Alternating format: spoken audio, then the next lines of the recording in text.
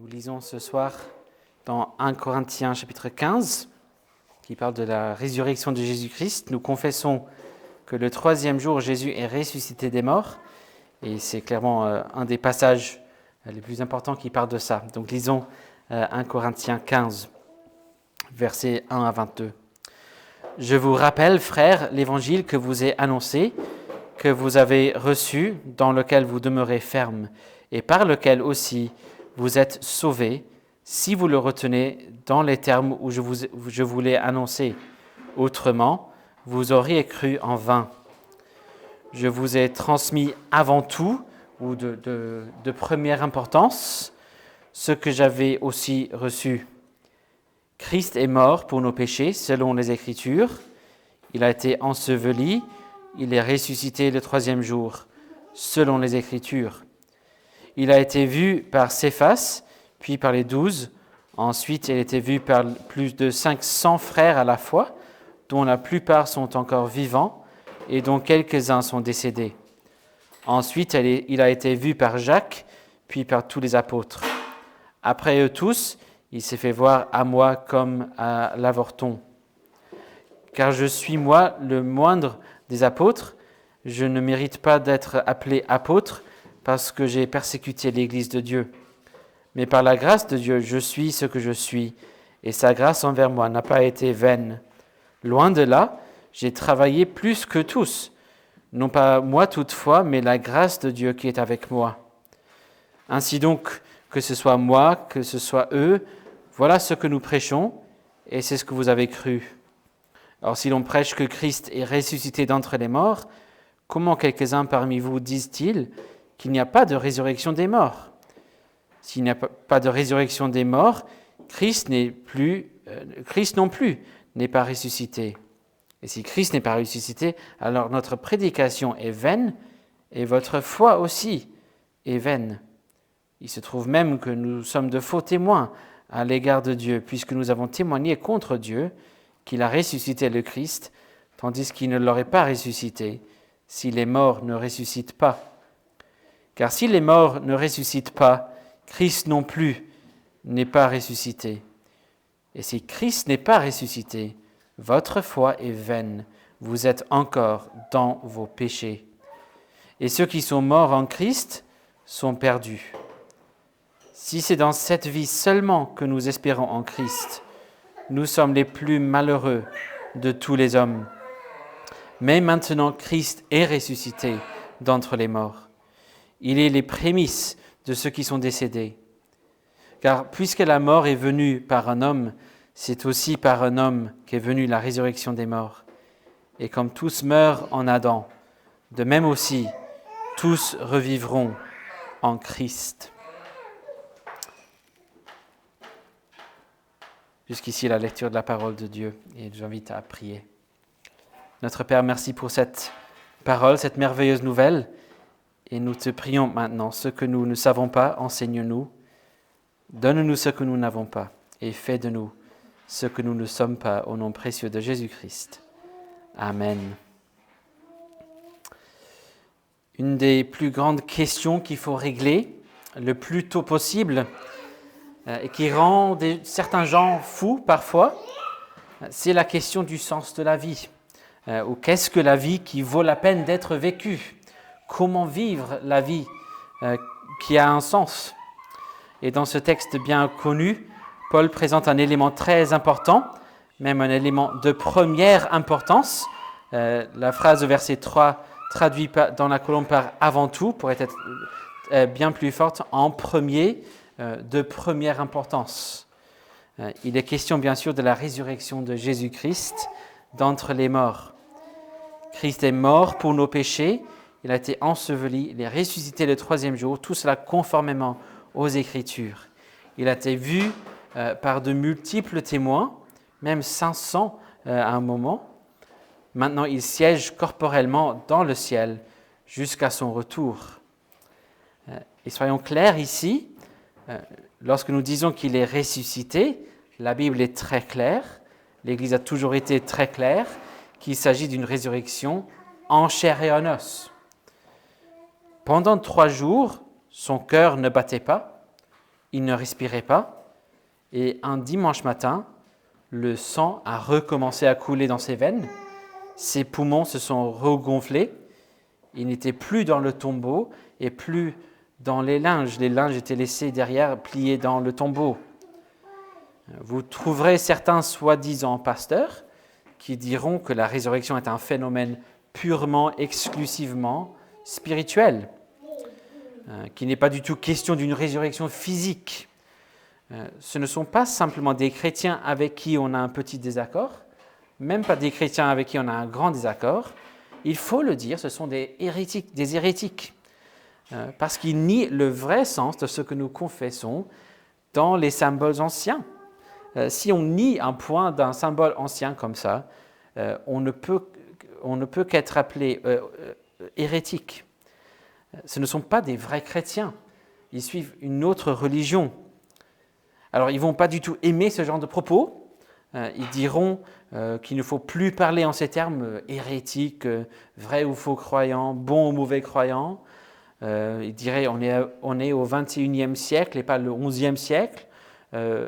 Alors que ce sont des adultes sophistiqués en train de dialoguer. Mais il faut le dire clairement, l'hérésie existe. Ce n'est pas parce qu'on est au XXIe siècle que la vérité n'a plus d'importance ou qu'elle n'existe plus.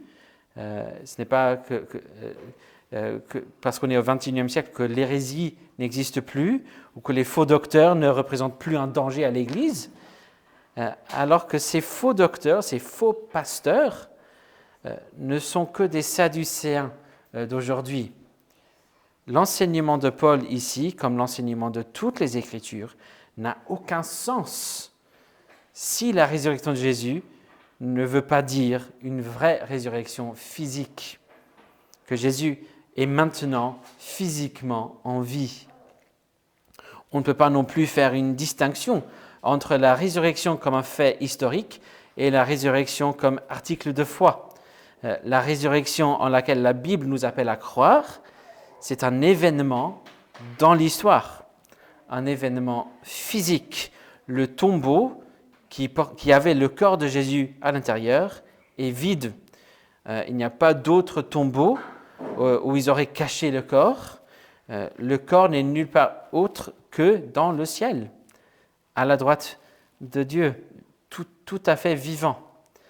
Paul est très clair ici, n'est-ce pas, verset 14, « Si Christ n'est pas ressuscité, alors notre prédication est vaine, votre foi aussi est vaine. » Et verset 17, « Si Christ n'est pas ressuscité, votre foi est vaine, vous êtes encore dans vos péchés, et ceux qui sont morts en Christ sont perdus. » Si Christ n'est pas ressuscité physiquement, pour Paul, ça veut dire qu'il n'a pas reçu la récompense qu'il aurait dû gagner, ou qu'on pense qu'il aurait dû gagner, ce qui veut dire que son sacrifice n'a pas été accepté. Donc, on n'a pas de salut en Jésus-Christ. Si Jésus-Christ n'est pas ressuscité, à quoi bon croire en Jésus? À quoi bon vivre pour Jésus? Quelle perte de temps! Ce qui était encore plus clair pour Paul et l'Église au 1er siècle, c'est peut-être pas aussi clair pour nous, ceux qui disent qu'on peut être chrétien juste pour les principes ou juste pour l'inspiration, etc. Ceux qui disent que Jésus n'est pas ressuscité physiquement, ils ont clairement jamais vécu la persécution de ce monde contre les chrétiens. Alors que la persécution et la souffrance pour le nom de Jésus-Christ, ce sont les normes, c'est la norme, la règle, cette période de liberté et de confort qu'on vit dans l'Occident, c'est vraiment l'exception.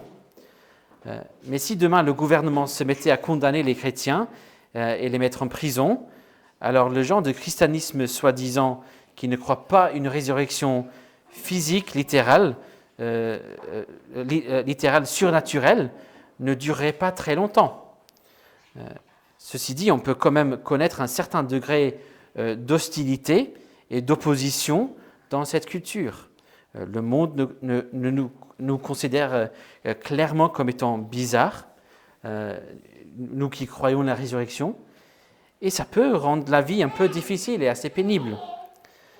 Mais Paul dit ici que c'est normal que le fait de croire la résurrection ou non fasse une grande différence dans nos vies et de notre expérience de la vie dans ce monde. Dans un sens, Paul veut dire ici que si le monde, en apprenant ce que vous croyez, dit tout simplement « tant mieux pour vous, si ça t'aide, c'est sympa, c'est très bien », alors on a loupé quelque chose. Ce n'est pas qu'on veut faire exprès de s'attirer la colère du monde, mais la Bible s'attend à ce que le monde réagisse à la vérité avec de l'hostilité.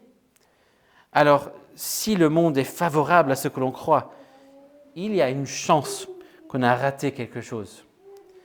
C'est le verset 19 qui est très utile ici et qui, je pense, a aidé beaucoup de personnes à comprendre leur rôle et l'impact que la résurrection devrait avoir dans leur vie.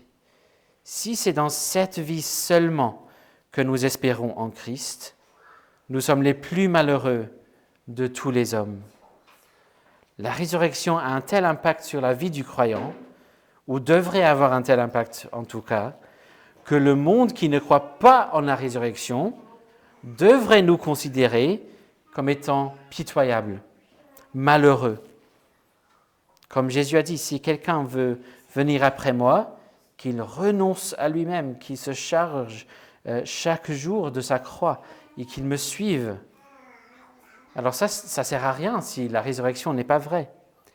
Suivre Jésus, c'est renoncer à soi-même, être prêt à mourir pour lui, être prêt à tout subir, tout souffrir pour Jésus.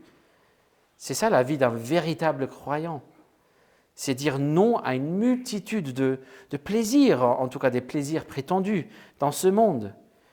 C'est rejeter l'autonomie pour être, comme on voit souvent dans le Nouveau Testament, des serviteurs ou même des esclaves de Jésus-Christ.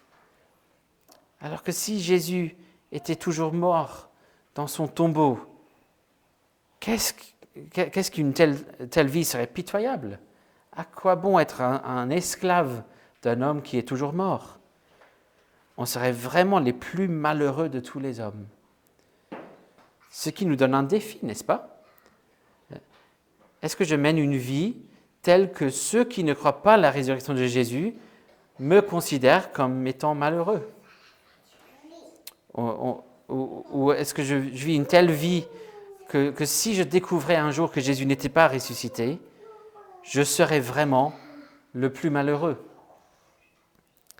Est-ce que la résurrection de Jésus et le fait de suivre Jésus ont-ils un impact suffisamment important sur ma vie que si je découvrais que c'était tout faux, je serais vraiment un raté fini?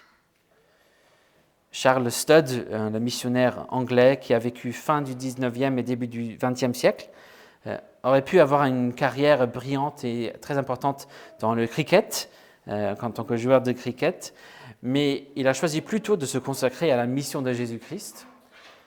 Et il a écrit un poème, et ces deux lignes les plus connues de son poème disent ceci: « Une seule vie qui passera vite, seul restera ce qui est fait pour Christ. » Une seule vie qui passera vite, seul restera ce qui est fait pour Christ. Et si on vivait des vies qui se concentraient sur ce qui est fait pour Christ? Alors il n'y a que la résurrection de Jésus qui fait en sorte que nous ne sommes pas pitoyables ou malheureux. Et c'est sûr que le fait d'avoir cette réputation d'être quelqu'un de malheureux ou pitoyable peut faire mal. Ça fait partie du coup de suivre Jésus. C'est une petite partie de la croix que nous devons porter chaque jour. Mais c'est justement là la bonne nouvelle, bien sûr. Verset 20, « Mais maintenant Christ est ressuscité d'entre les morts. Il est les prémices de ceux qui sont décédés. Car puisque la mort est venue par un homme, c'est aussi par un homme qu'est venue la résurrection des morts. Et comme tous meurent en Adam, de même aussi tous revivront en Christ. Christ est ressuscité. » Voici la bonne nouvelle. Alors, est-ce qu'on va vivre à la lumière de cette résurrection? Est-ce qu'on va laisser la résurrection avoir un impact sur notre vie? D'abord, en nous donnant la vie éternelle par la foi en Jésus, et puis en nous appelant à suivre Jésus en toutes choses. Vivons à la lumière de la résurrection, la véritable résurrection, la résurrection physique, éternelle, glorieuse de Jésus-Christ. Amen. Prions. Notre Père, merci pour la résurrection de Jésus-Christ, preuve que tu as accepté son sacrifice et tout ce qu'il a fait pour nous. Merci pour cette preuve et merci parce que, unis à lui, nous avons cette vie éternelle aussi. Donne-nous de vivre à la lumière de sa résurrection et surtout par le fait de croire en lui, de tout miser sur lui, pour que nous puissions vivre en lui éternellement. Au nom de Jésus-Christ. Amen.